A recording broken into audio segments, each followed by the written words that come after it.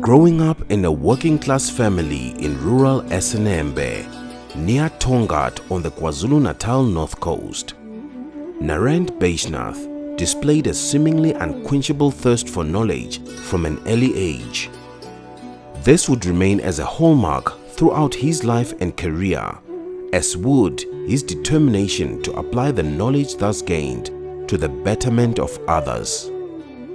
His parents, descendants of indentured laborers, placed a high premium on succeeding at school, and his loving but strict mother cultivated in the young Narend a love for reading. Members of his family and rural community contributed towards his university fees when times were tough, without expecting anything in return.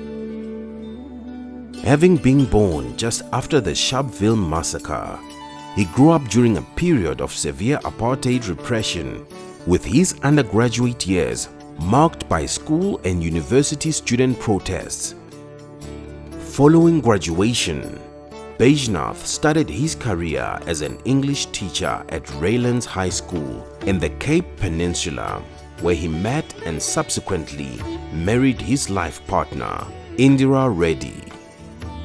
The authorities deemed him and 10 fellow teachers to be instigators and attempted to transfer them to rural schools.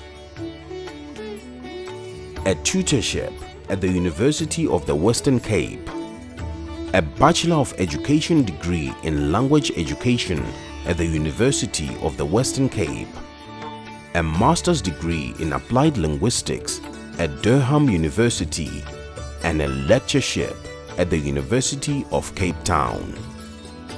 In 1997, Baijnath completed a PhD in the field of higher education change at the University of the Western Cape, which was to set the tone for the rest of his career. Following wider institutional and national exposure and countless leadership roles, Baijnath, then Vice Principal, Planning and Development at Technikon South Africa, was closely involved with TSA's merger with Unisa.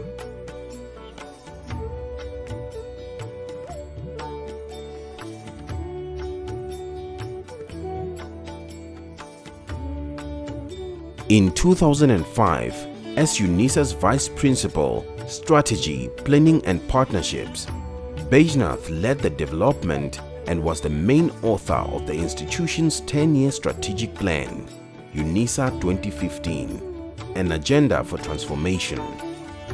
Planning at Unisa at that time was acclaimed as exemplary by international peers and specialists, as well as by the Council on Higher Education.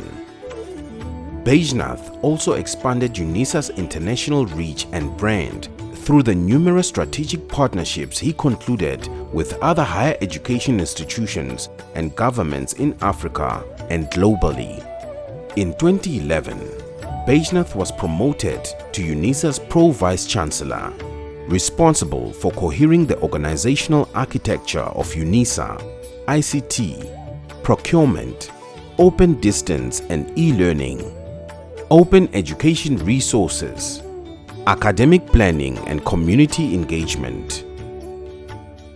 In October 2015, Professor Baijnath left Unisa to take up the position of Chief Executive Officer of the Council on Higher Education, the policy advisory body to the Minister of Higher Education and Training, responsible also for national quality assurance in higher education. He served a 5-year term before retiring at the age of 60.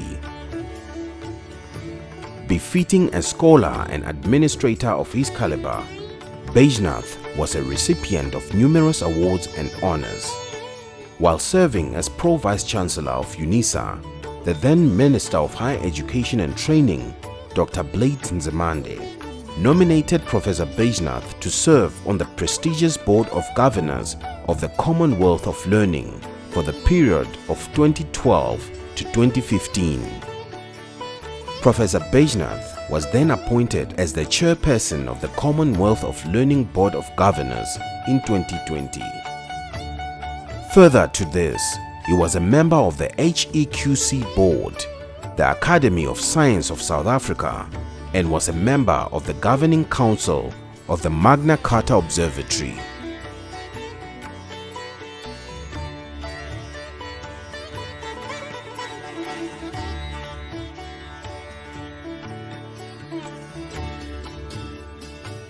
At the time of his passing, Baijnath was a leading figure in higher education internationally, in his roles as the chairperson of the Commonwealth of Learning Board of Governors and member of the Governing Council of the Magna Carta Observatory in Italy.